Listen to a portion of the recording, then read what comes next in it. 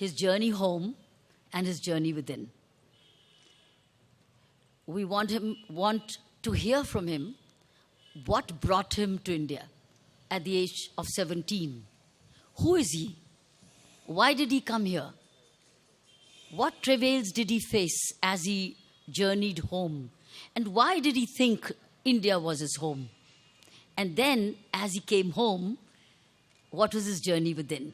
So plenty to learn. Let's not lose a moment now and hear Maharaji. Thank you, Maharaji.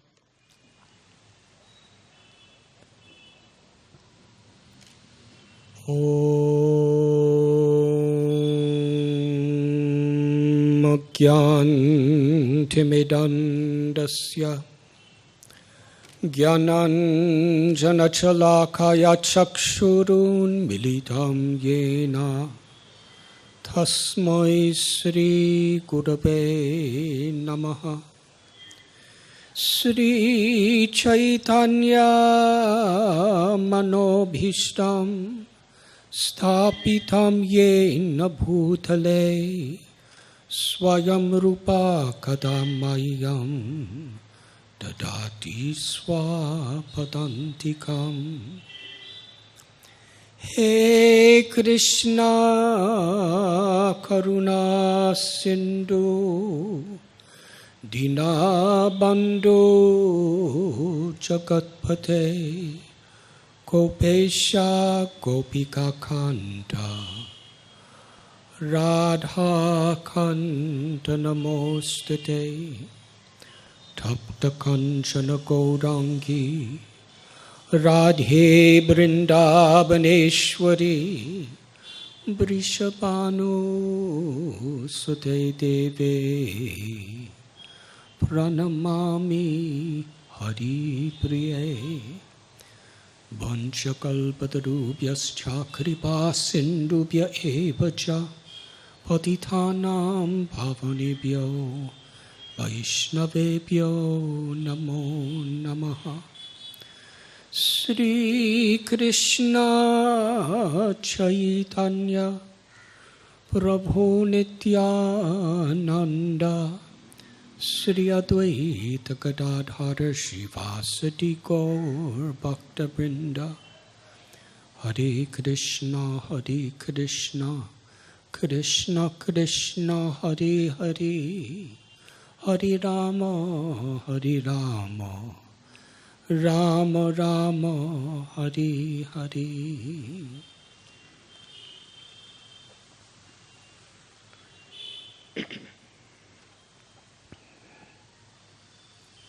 It is truly my honor and my pleasure to be with you this evening. This is the first time in my life I have had the fortune of visiting Pondicherry.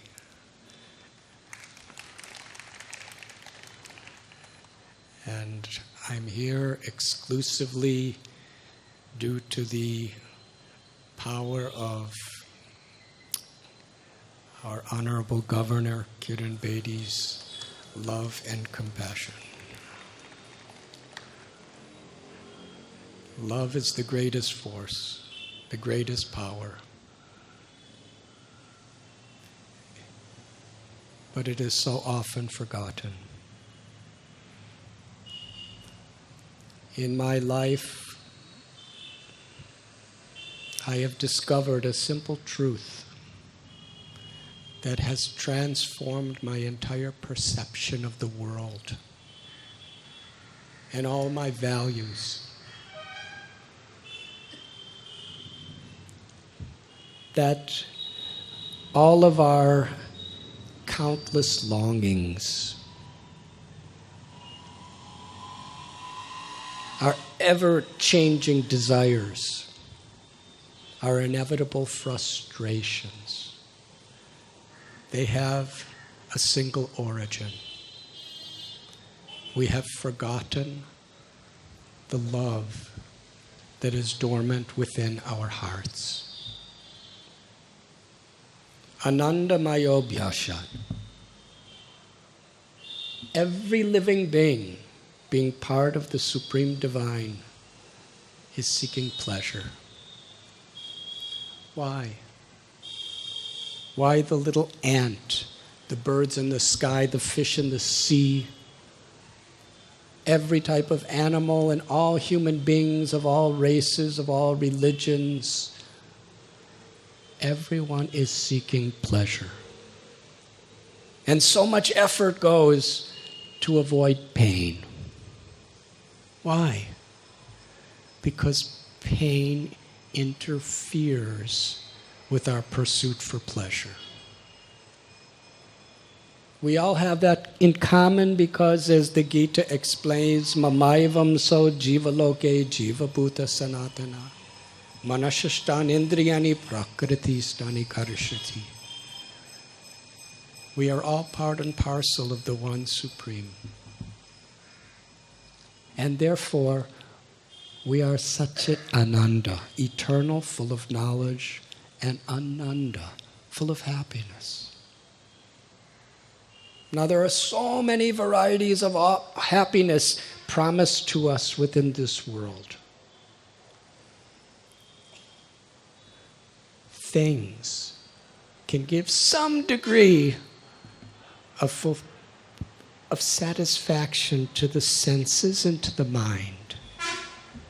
But things can never give any fulfillment to the heart. The heart seeks only one thing: to love and to be loved. The origin of that love, Sri Chaitanya Mahaprabhu, he taught, Nitya Siddha Krishna Prema Satya Kabunoi Sravanadi Sudichiti Kodiyayudai. Every living being has love of God within their hearts. Yada yada hi dharmasya glanir bhavati bharata bhutanam dharmasya tadatmanam shajam yaham.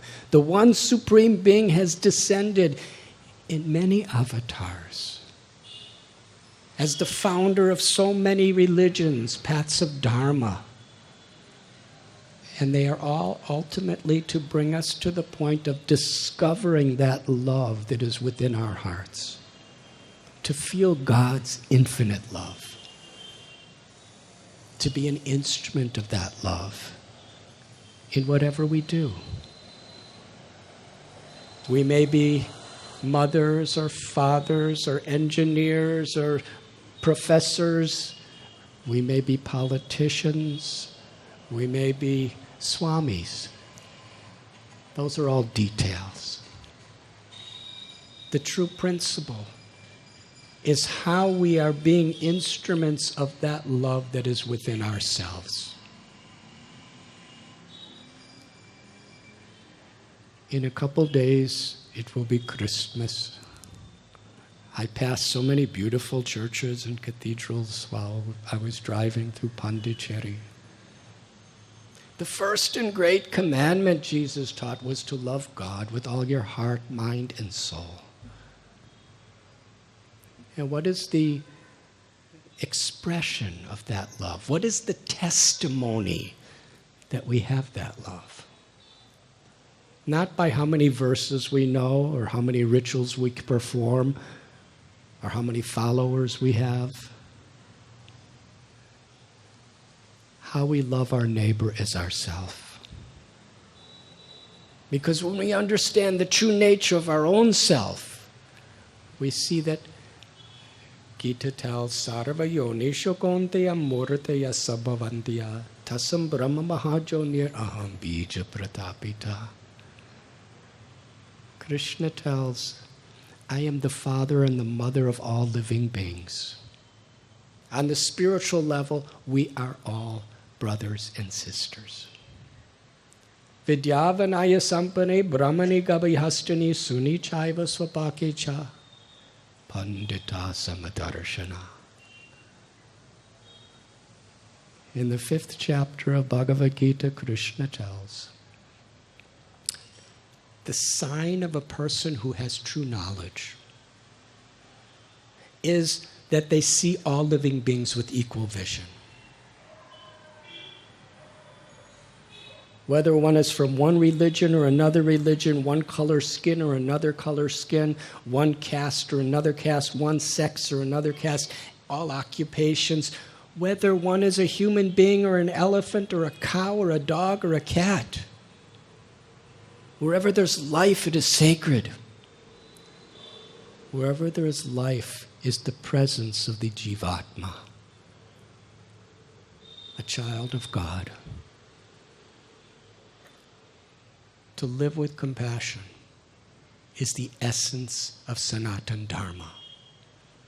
Because it is not only the expression of our prem, our spiritual love, but it is the means by which we can achieve it. That is called bhakti, bhakti yoga. When I heard this verse, in my long search, trying to find truth that I could give my life to, I thought, this is it. This is truly what I'm searching for.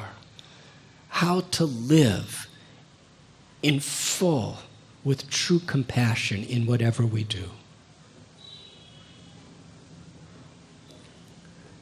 Our Honorable Governor, dear mother, Kiran Bedi, she's like a mother of the city of Pondicherry and India and the whole world.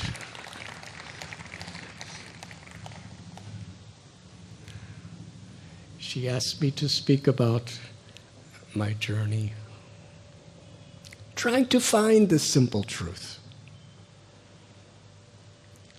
I'll begin my story December of 1970. At that time, I was just coming out of my teenage years, about 19. I was in a no man's land between Pakistan and the Hussainiwala border of India. I had traveled long distance. I was so eager. My heart's longing to reach India. And now I was just steps away. The only thing that was between me and the longing of my heart was one immigration agent. It was a temporary border post. It was usually at Amritsar, but they changed it for some reason due to some political situation. I handed her my passport. She looked at me. Very cold stare. Then she looked at my passport. She examined every page of my passport. Then with no emotions whatsoever, she asked me the one question I dreaded more than any others. How much money do you have? I had a little cloth bag, that's all. And I searched through it. It took about a minute or two. I had 26 cents in about 5 different currencies. When she saw that, she became so angry, outraged. You require minimum $200 to enter India. I said, but this is all I have. She said, you are rejected. I said, I've hitchhiked all the way from London 6 months coming here to find the treasures of your country. Please give me a chance. She replied, we have enough beggars in India. We don't want another one. Out from here. Go back to where you came from. You are rejected. I wouldn't take no for an answer. And she became very frustrated. She had the border security force put their guns toward me. And then she said, get out from here. Where could I go? I only had a 1 entry visa to Pakistan, so I couldn't go back there. I couldn't get in India. I sat under a neem tree. And I prayed. And I cried. What was I going to do? I approached her again and she became more angry. I went back to the neem tree. And I decided in my heart, because in those days, this is 47 years ago, this month, there were no cell phones. There were no phone booths. There was no internet. I had no one to contact. I was just stuck in a no man's land. I decided I'm going to sit under this tree until they let me in India.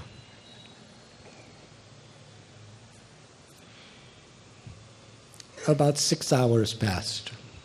I was rejected about 5-6 times during that time. Finally, just before the sun was setting, a jeep came. And out from the jeep came a very tall military official. He had army uniform, as the immigration agent did.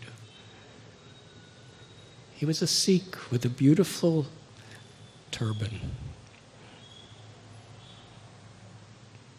He was about in his 50s, older than my father.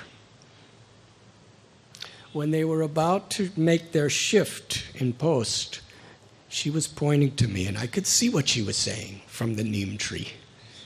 Don't let that boy in unless he has $200. Then she got in the Jeep and drove away. I waited until her Jeep was out of sight, and I said very serious prayers. I approached the agent. He looked at me like, don't even ask. I put my passport on his little table. I said, please, let me come into India. He said, I have already been ordered to reject you unless you show me $200. He said, go from here. I began to cry. And with a trembling voice, I revealed my heart.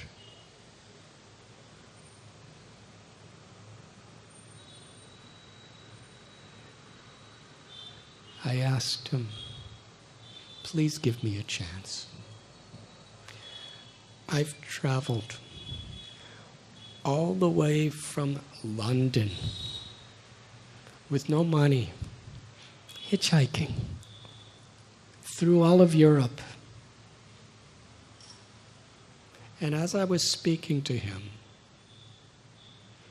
I was getting flashbacks of my journey. May I share some with you? In 1950, I was born in Chicago.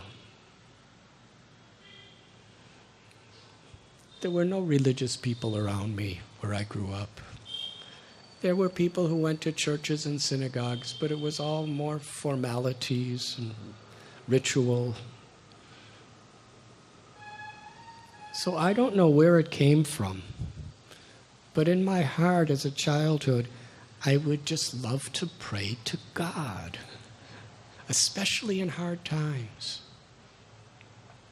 And because I came from a Jewish background, and many people hated me because of my minority religion, I wondered, why is there so much hate in the name of a loving God? Why is there so much arrogance in religions that teach that we should be humble? The meek shall inherit the kingdom of God and the earth. Either I have to reject religion forever for all the division and egoism and hatred and deaths that historically it has created, or there must be an essence at the core of every great spiritual path that's beautiful. That same essence. Somehow or other, I dedicated my mind, I must find that essence. I joined the civil rights movement in the 1960s when I was a teenager, marching and protesting with the African American people because they were being discriminated and they were forced to live in the poverty of the ghettos with no chance of getting out because of the color of their skin. And I worked with these people. My father went bankrupt and I had to get so many jobs. They were like my parents, my friends, my brothers. And yet America was telling, every day we pled allegiance to the flag of America, where we proclaimed to the flag, one nation under God, indivisible, with liberty and justice for all. But who's that all? I don't see it. I was looking for truth. I was looking for answers. Not just out of curiosity, but out of desperation.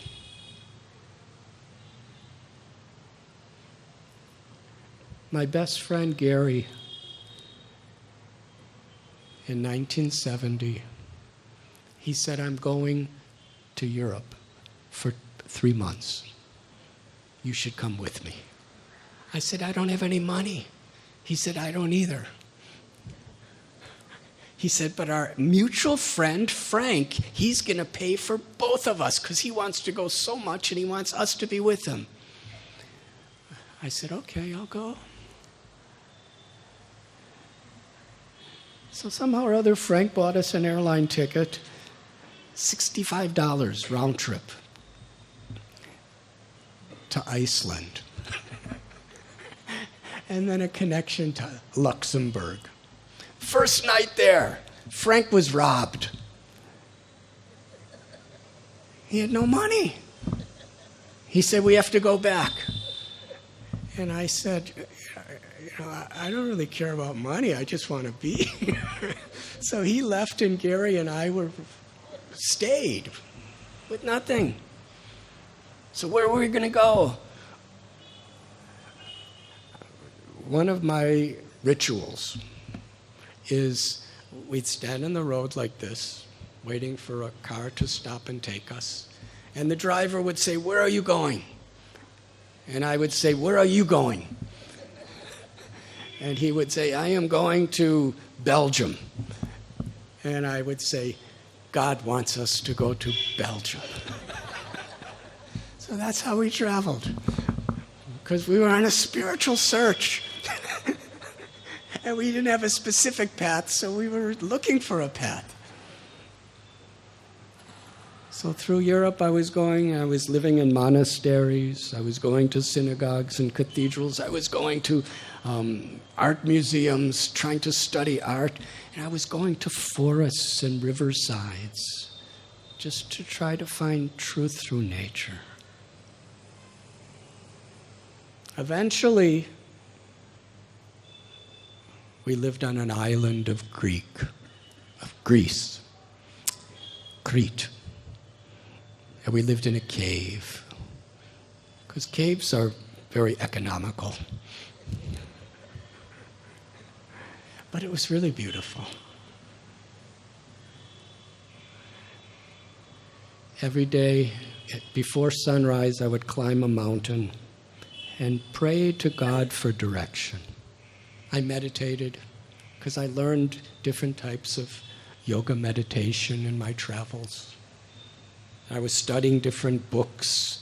I was studying the Bhagavad Gita, the Bible, the Upanishads, other books by various teachers.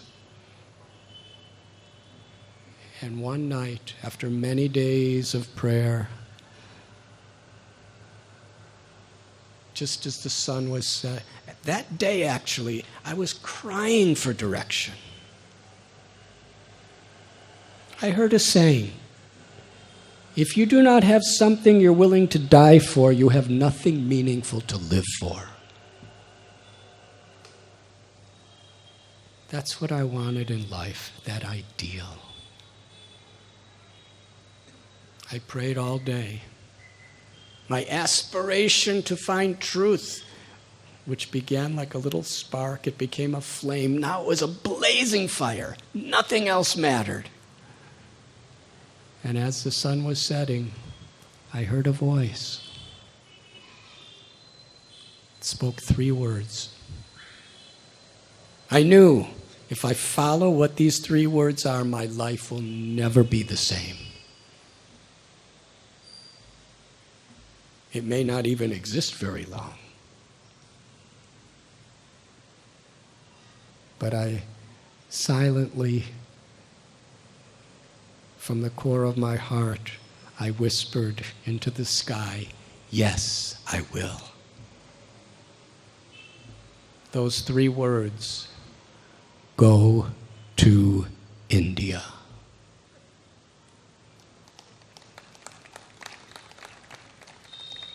India. I get there? I went back to the cave and Gary was sitting there. He would meditate and pray on the ocean side or the seaside. I said, something incredible happened to me today. He said, something incredible happened to me. I said, what happened? He said, you won't believe me. I said, please tell me. He said, at sunset, I heard a voice. I said, what did the voice say? He said, you won't believe me. I said, please tell me. What did the voice say? He said, it spoke 3 words. I moved very close to him. What was it? Go to Israel.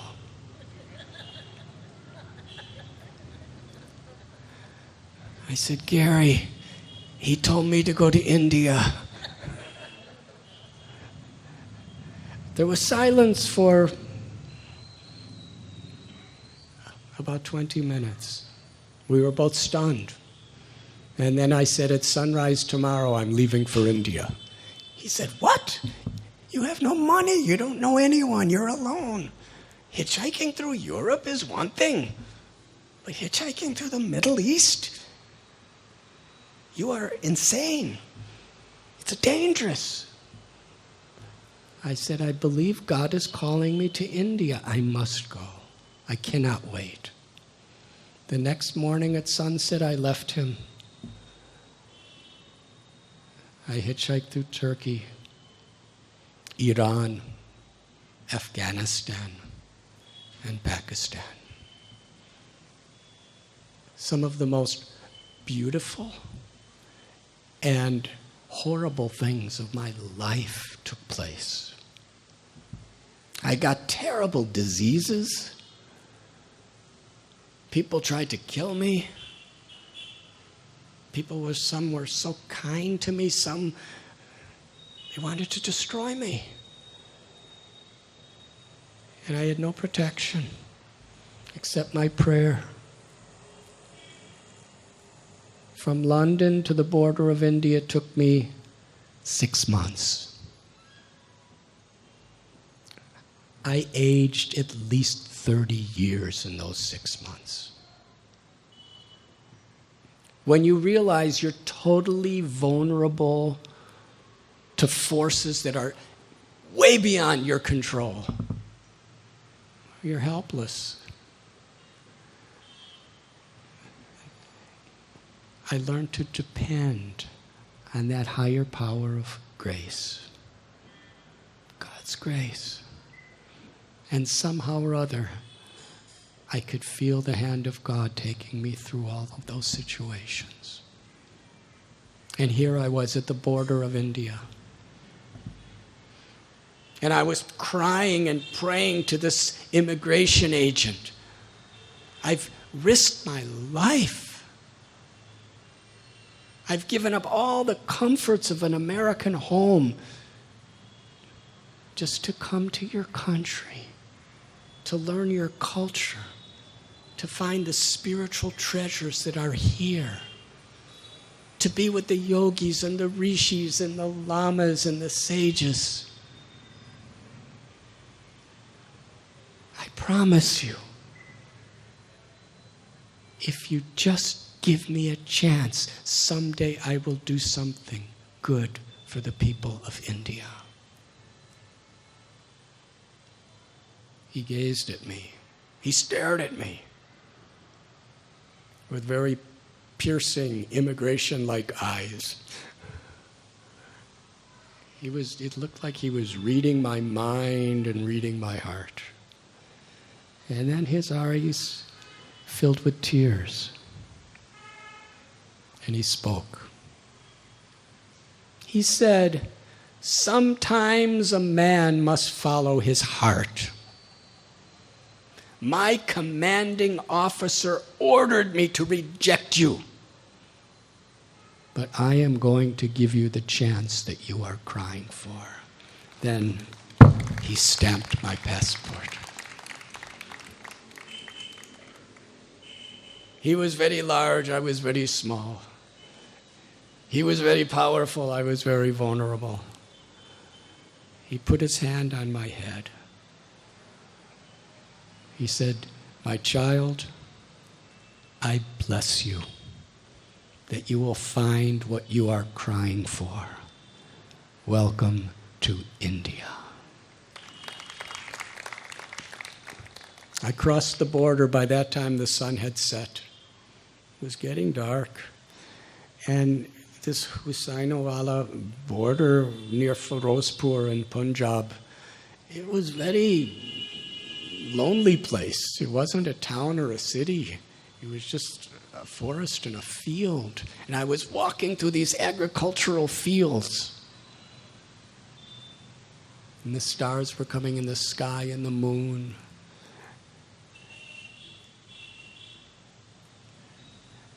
I was looking at the leaves and the trees and the crops growing from the ground. And my mind, my heart was embracing everything. I had no idea whether to go left or right. But I never felt so at home in my life.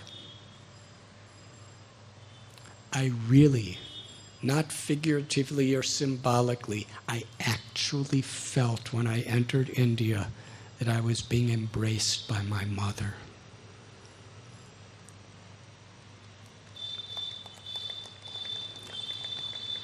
After some time, I somehow or other got to Old Delhi, and there was a yoga conference being advertised. So I went. I spent about a week there, and I met many different yogis, Swami Satchidananda, J. Krishnamurti, Swami Rama, many others. They gave very nice time and teachings to me. And then I went to the Himalayas. Because after all, that's where yogis are supposed to go. That's all I knew. I went by third-class train. That was the way of hitchhiking in India. You just jump through the window, and it's so crowded, no ticket collectors could get in. Before they put bars in the windows. So from Haridwar, I walked to Rishikesh. I met Swami Chidananda Saraswati of the Shivananda Yoga Society. And then I took a little boat across the Ganga because it was very lonely on the other side, on the eastern bank of Mother Ganga at that time. And I found a completely secluded place. I sat on the bank of the Ganga, and I prayed and I meditated. What am I going to do? Where am I going? I meditated for several hours. Then out from the forest came this person. He had a golden complexion. He had long gray hair and beard, flowing clothes rippling in the breeze of the Ganga. And he walked up to me. I was just sitting in the sand all alone. I'll never forget this moment. He said, "You do not know me, but I know you. I have been observing your sincerity. Now take off all your Western clothes, and I will give you the clothes of a sadhu." I asked, "What is a sadhu?" He said, it's a homeless person who was wandering around seeking the truth and God. And I thought, that sounds just like me. So he gave me 2 strips of cloth, just cotton sheets. And he told me to take my pants and my shirt and my underpants and offer them to Mother Ganges. They were the only clothes I had, because in different places, Afghanistan, and I had to run for my life, and I had to leave all my whatever little I had behind. So when you only have one set of clothes that you're wearing for months, it becomes your identity. I didn't realize it till I was asked to put them in Ganga. The clothes were swept away, and I put on the sadhu robes. And then he whispered something in my ear. He said, "The Ganga will become your mother. Someday you will understand this." And then he walked away back into the forest, and I never saw him again. But I sat in a rock inside the Ganga for a month, from sunrise to sunset, meditating and praying, but ultimately I just became a student of Ganga. I was learning so many lessons. Seek and ye shall find, it is said. If we're seeking, if we're open to truth, it's amazing how God could speak through so many ways to us.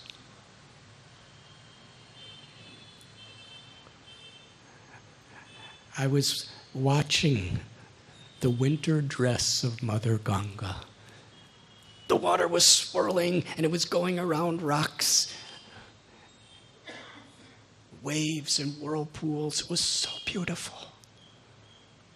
Very fast rushing current.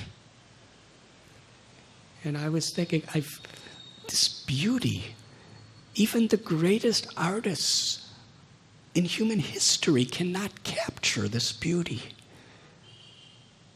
The sound, the fragrance, the sight. But yet this beauty, at every moment, it's appearing and disappearing. It's coming and it's going. Ganga's teaching me the nature of life.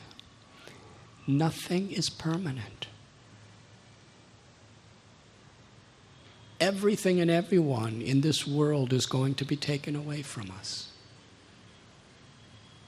Our youth. Then I was 19 or 20 years old. Now I'm 67. What happened? Cannot buy back a moment lost for all the money in the world. But the current of Mother Ganga is permanent. And similarly, all the superficial manifestations of the waves of life are always changing. But the current of truth of who we are, our relationship with God and our true relationship with nature and each other is eternal. If only we could go deeper. That journey within. Then we find a truth of our true self, a truth of a love that cannot be disturbed by any of the distractions of this world. I looked to the north and saw Mother Ganga flowing by. And I looked to the south and saw her on her journey to the ocean. I was thinking, Mother Ganga, she is flowing from Gomukh, Gangotri, from the peaks of the Himalayas, down through the mountains, through the plains. And there's so many obstructions. There's mountains. There's huge rocks.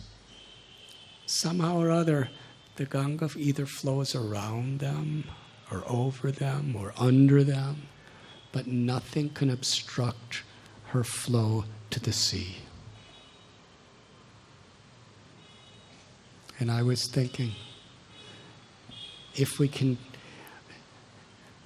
like the Ganga, however many obstructions may come between myself and enlightenment, give me the strength to never give up.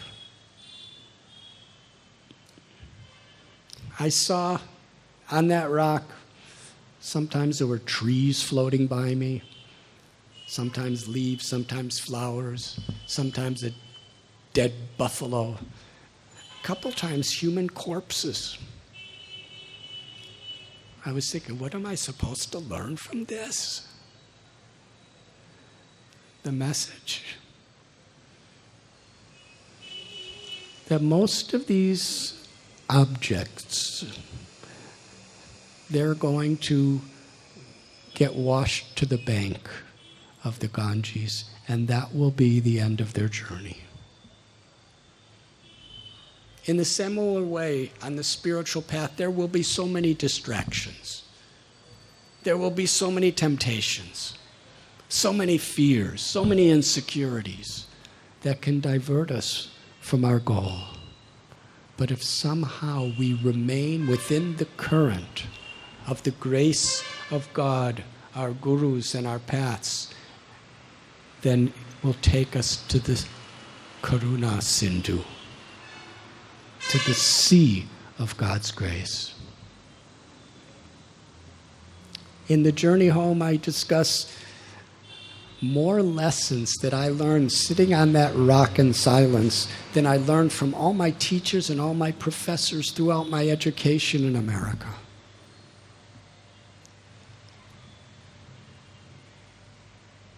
And after several weeks, I heard the beautiful mantra that later I was going to dedicate my life to.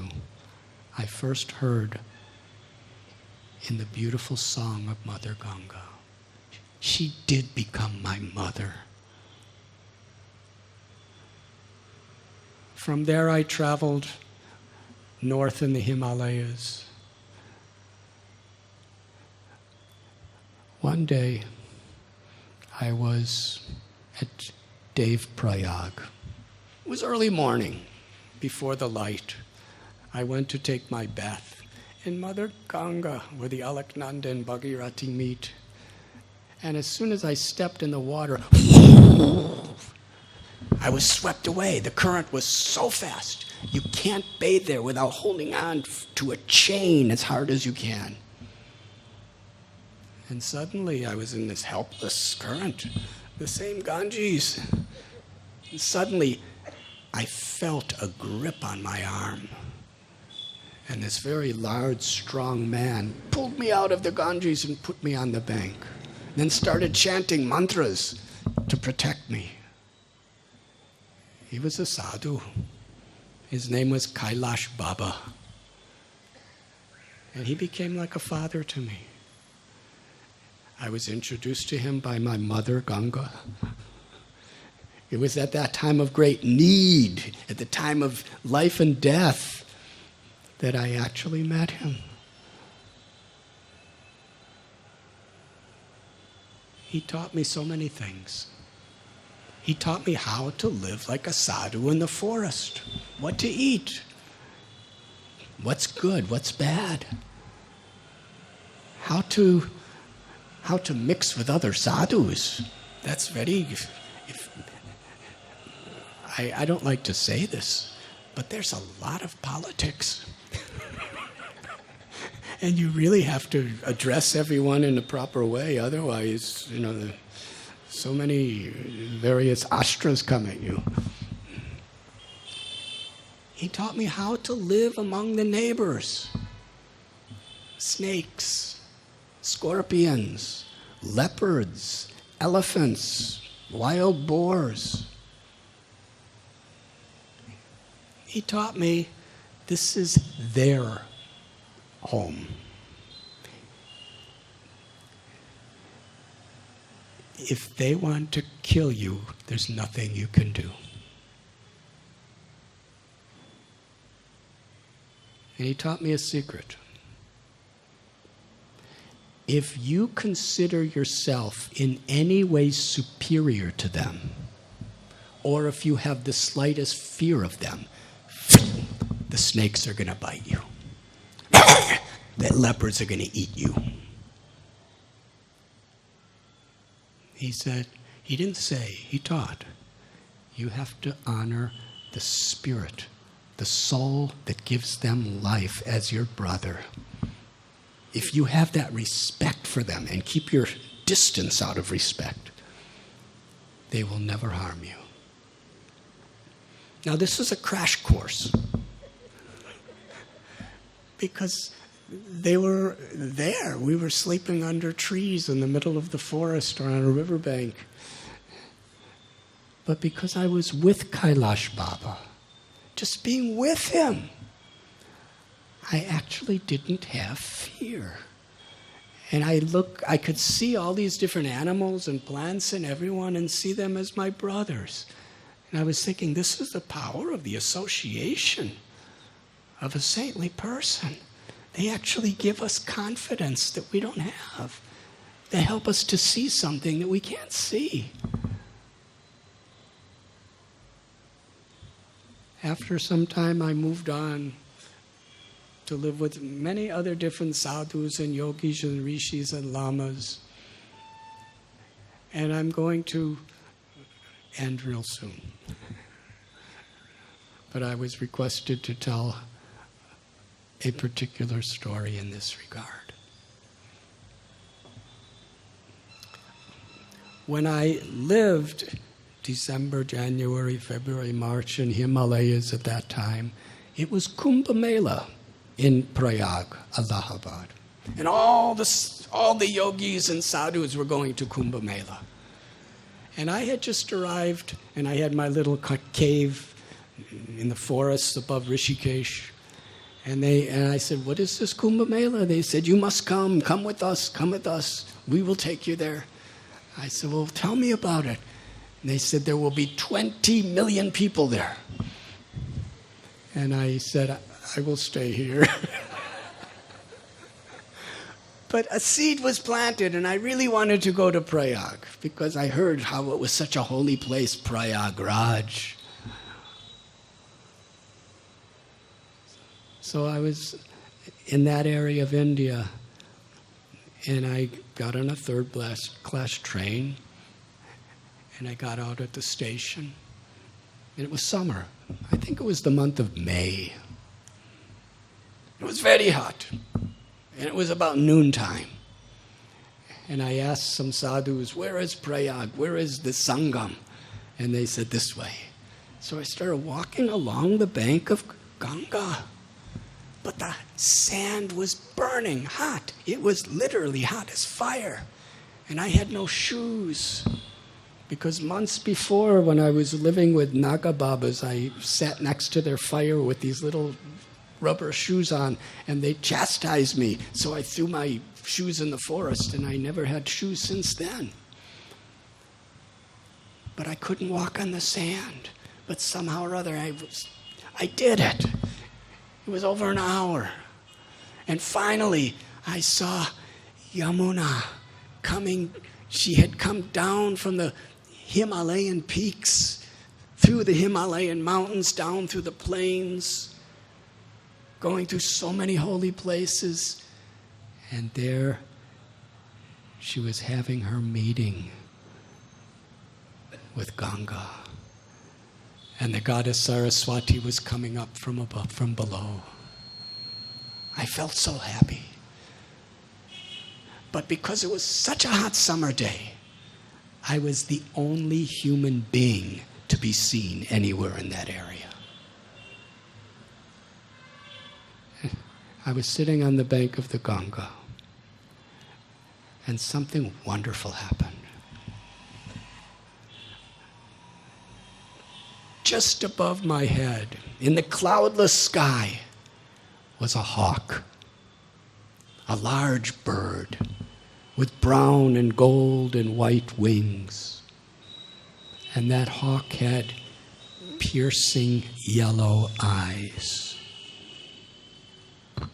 that were intensely looking down as if it were about to attack.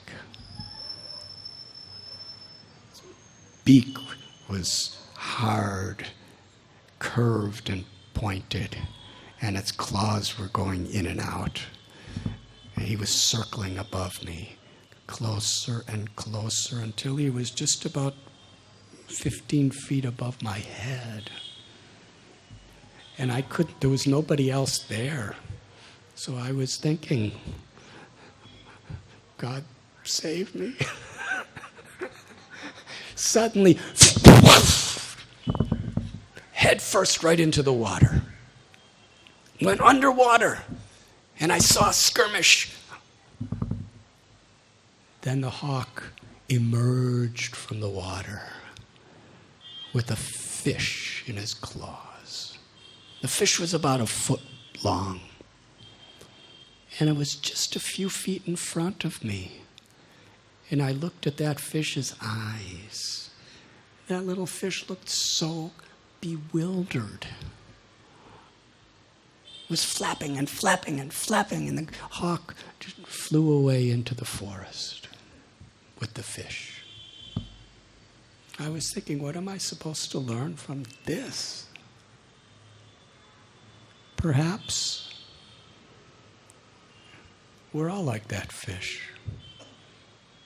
That fish was just swimming around, maybe with family members, maybe with friends, maybe with the community, going upstream, downstream, looking for some food.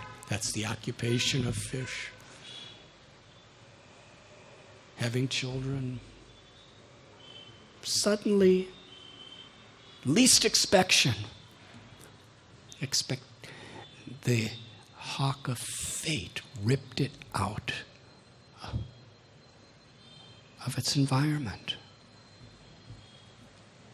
And similarly, we go on with our lives, but we do not know that at any moment, crisis, death, emergencies can happen. We read it in newspapers, internet. We see it, we hear about it. But it's hard to come to grips that it can happen at any moment. The yellow-eyed hawk of fate. But then I was thinking, if that fish was swimming deeper, the hawk could not reach it. Similarly, this journey within. If we go deeper into our own spiritual path, if we actually connect with the soul, which is accessible and available to everyone, anyone, then the experience, the identification, and the fulfillment of that is so deep that whatever may happen in this world, we remain satisfied.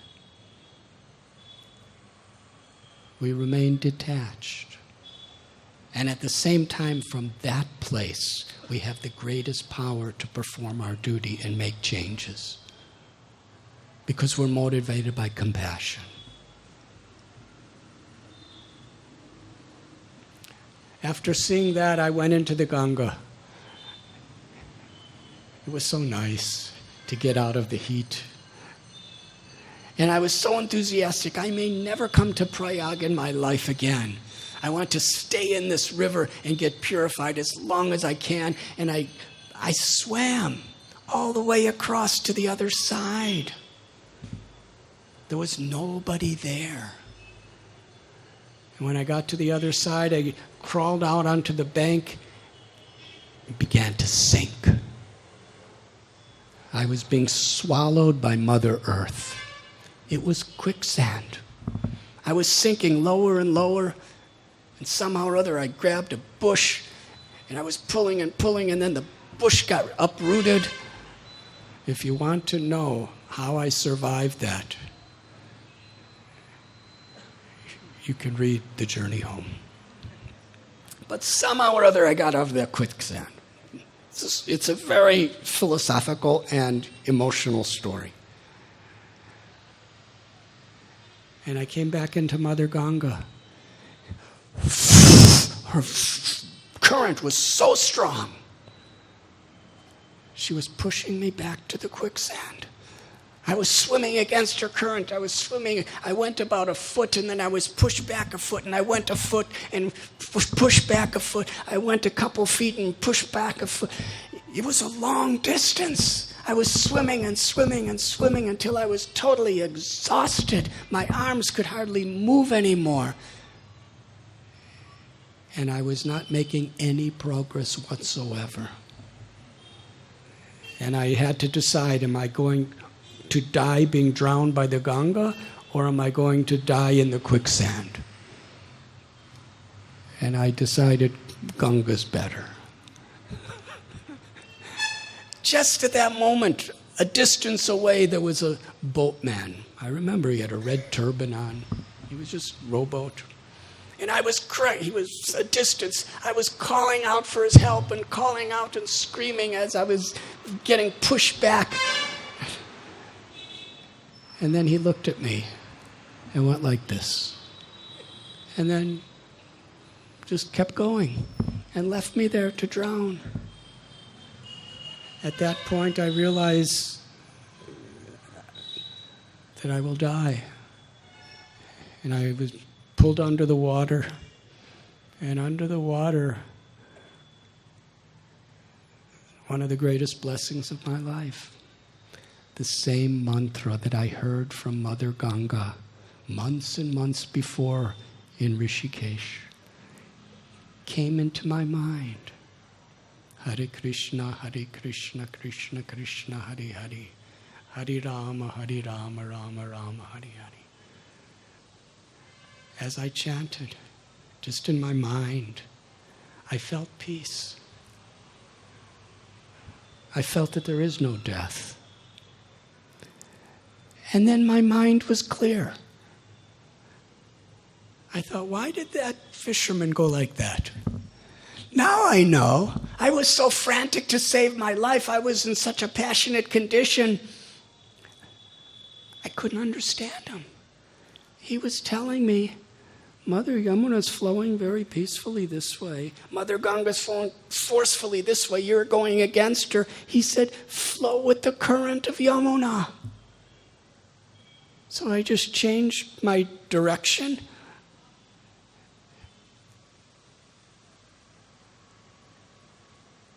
And I went about a mile down. As I was going, I was thinking, I left my passport at the Sangam. But I was thinking, I just received the visa of this mantra that took me beyond death. And hours later, I finally came back to that place, and by that time it was like sunset, and there were hundreds and hundreds of people taking their baths, and my little cloth bag with my passport was there.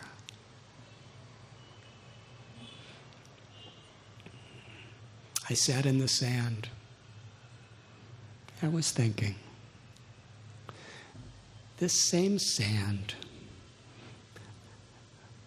at noontime, it was blazing hot, causing me so much pain.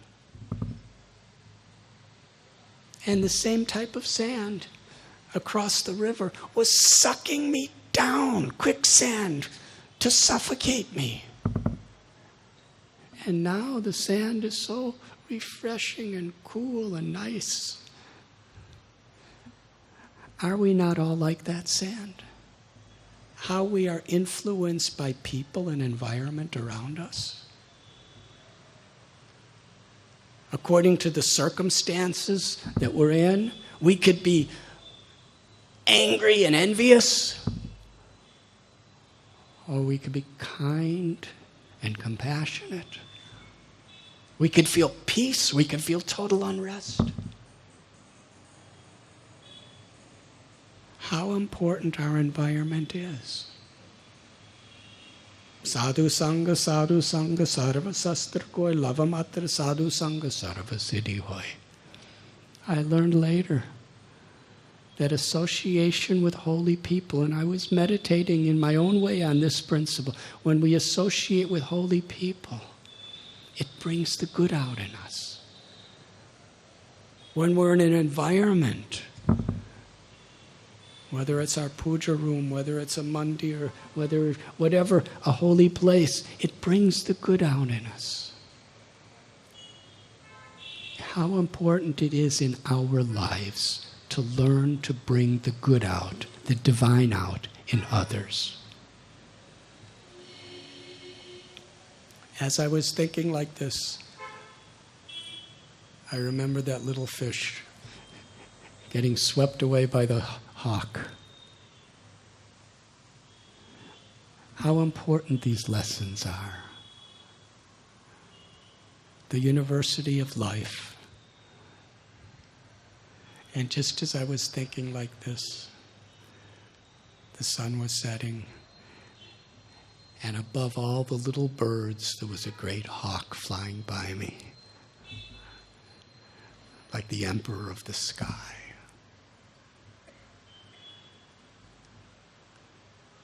When I wrote this book, The Journey Home, I called my father.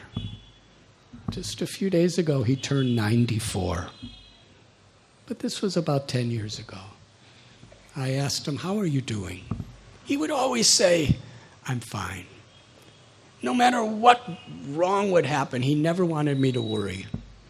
I remember one time, I said, "How are you, Father?" I was calling him from Delhi. I was about to go to Bharsana in Vrindavan.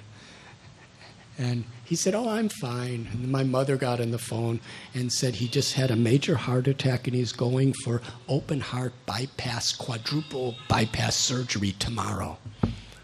But he doesn't want you to worry. Don't tell him I told you. But when you go to Vrindavan, pray to Krishna for him. So this day I said, "How are you?" And he said, "Terrible." I said, "What happened?" He said, "I read your book before I went to sleep, and I couldn't sleep all night." I said, "It was that bad?" He said, "It was worse." I said, "Which part did you read?" He said, "You were being sucked down by quicksand and you were being drowning in the Ganges." I said, "But Father, that was 40 years ago. I'm safe." And he said something to me I'll never forget. He said, "You do not understand the heart of a father." He said, "If you would have died then, your mother and I would have never, ever heard anything of what happened to you. We would have lived the rest of our lives and died what happened to our son."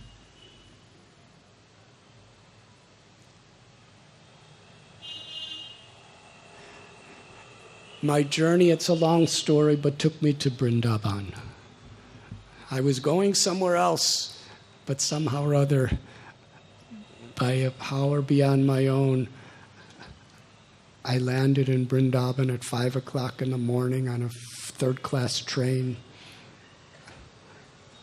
I just got out to drink some water at the railway station, and when I was trying to get back in, it was so crowded, I was pushed off, and I was trapped in this unknown place.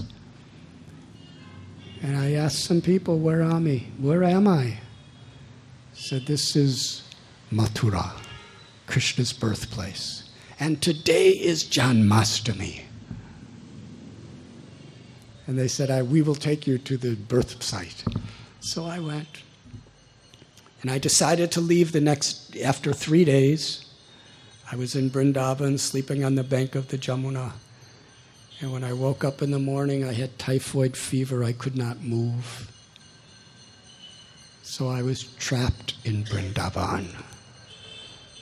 And living with the people and understanding the concept of bhakti, devotion, understanding the concept of prema, the path that's especially directed toward awakening in a personal way the ecstasy of the love of God that's within our heart.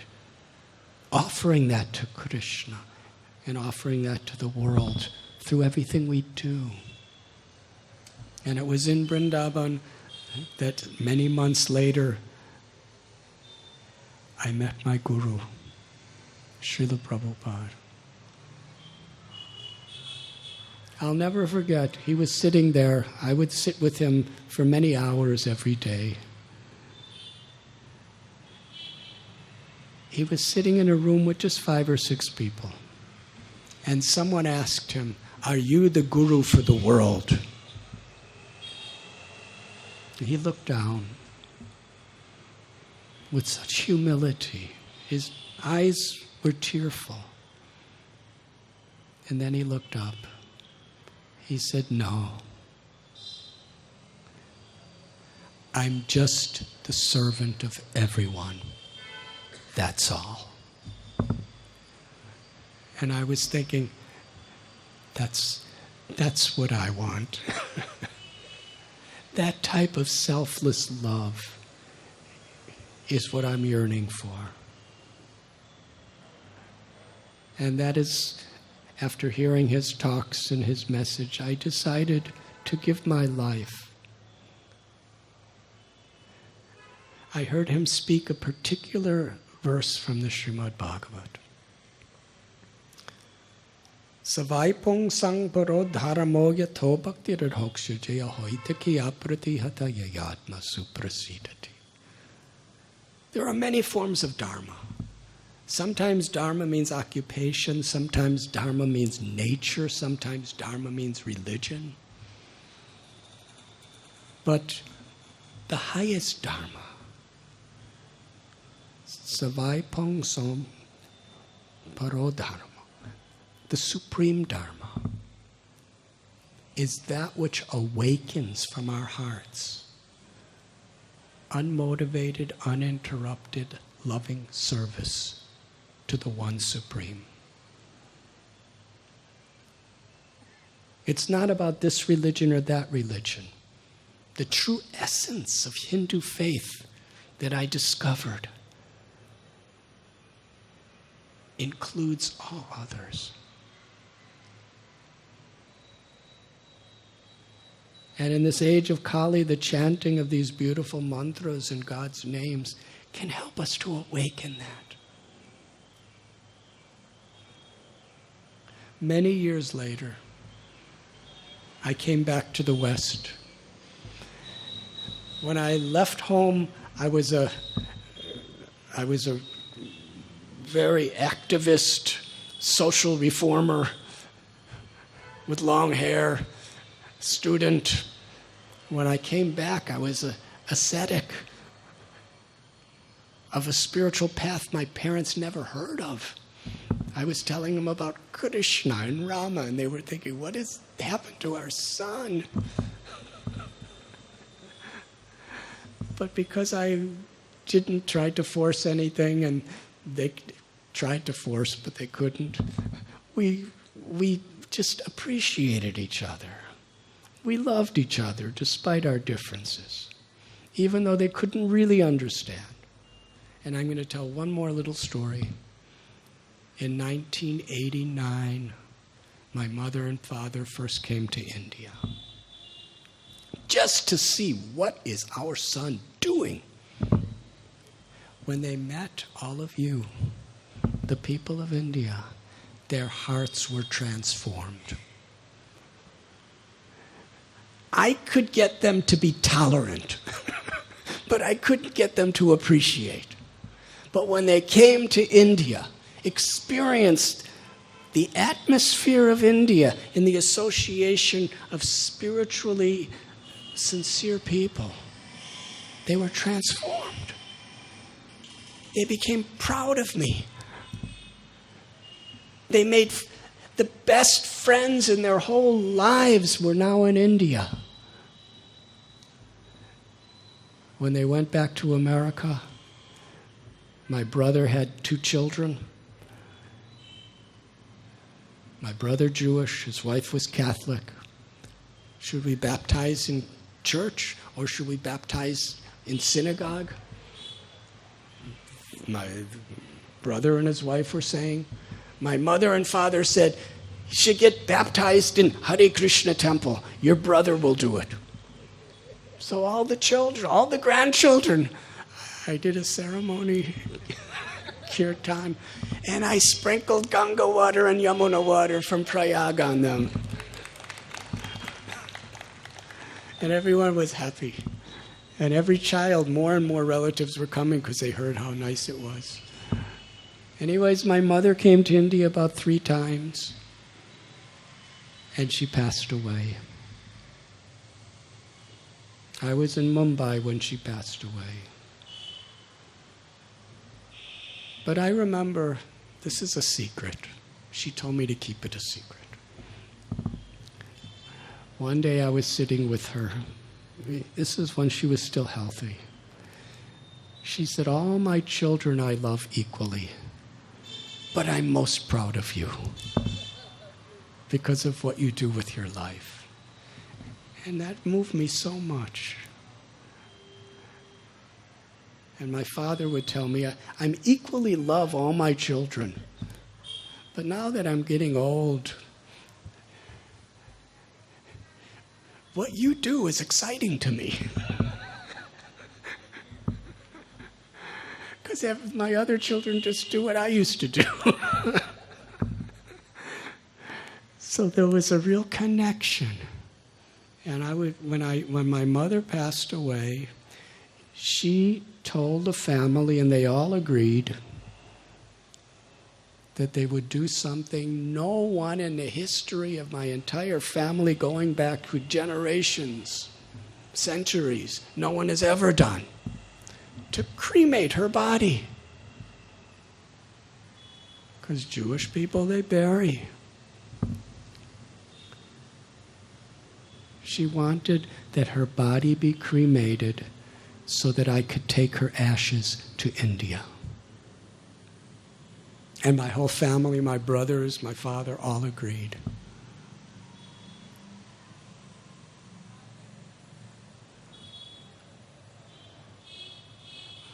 When I came to India with her ashes,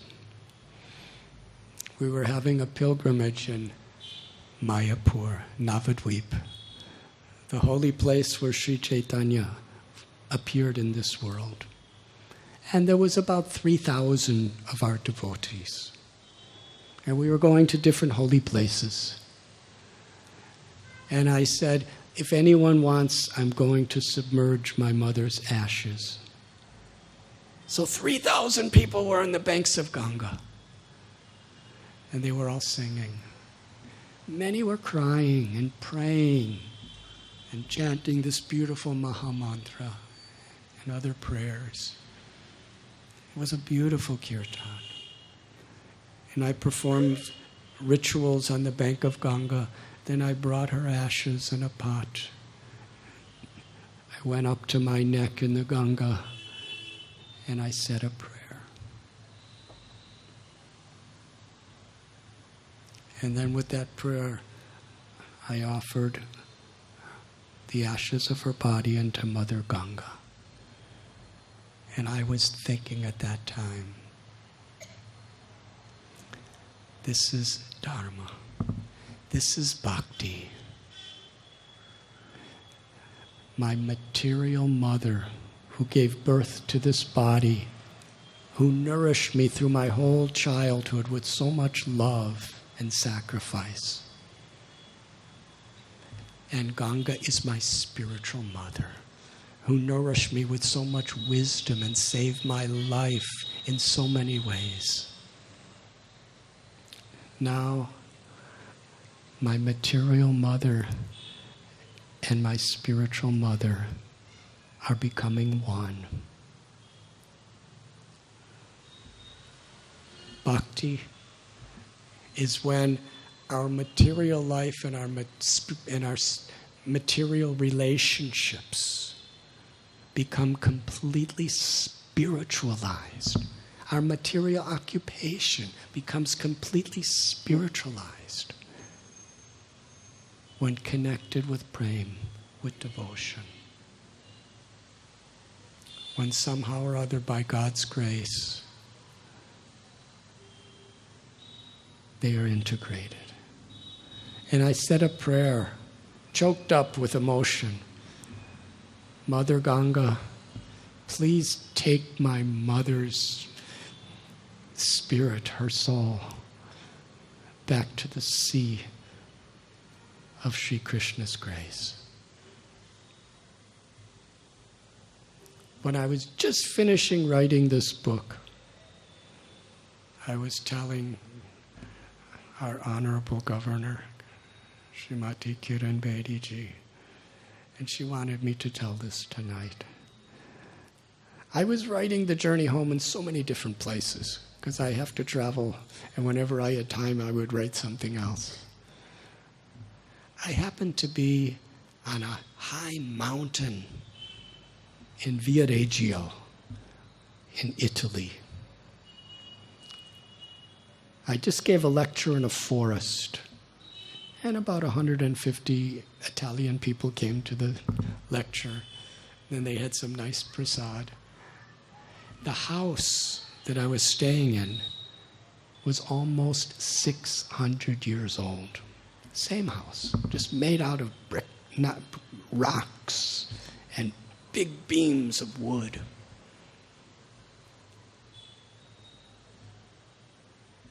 And I was in the upstairs. There was a ground floor and a first floor. And it was night. The moon was shining and through the window. Birds were singing. And because I just gave a lecture, I was very excited. So I couldn't sleep. Just like tonight, it'll be like that. So I was thinking I should finish this book. So I saw a suggestion from a person. We were just finishing the editing and everything. At the very end of the book. This might be a good place to remember your mother. She didn't know the story about so much. She didn't know anything about it. She just, in the book, it talks about the selfless love of my mother and how it influenced my life. And I began to type this story about offering her ashes to Mother Ganga. And as I was typing it, I was weeping profusely. So if you read that book, understand that those paragraphs, I literally rained tears upon it, remembering how God's grace can harmonize and bring everything together. The Journey Within is a book about the lessons, the wisdom, the teachings, and the path of bhakti that I discovered in my travels. And that day by day, so many gifts of God help us to have a better understanding how we could love, how we could serve, how we could find true happiness within ourselves and share that happiness with others. Bhakti is like a foundation of an integrity, a character, a love, a compassion, a peace, a courage that's within us. It's the nature of the soul. And then according to whatever our occupation may be, according to what our duties in life will be, we build them on that foundation of love. Love is personal. It's the highest reality. I thank you very much.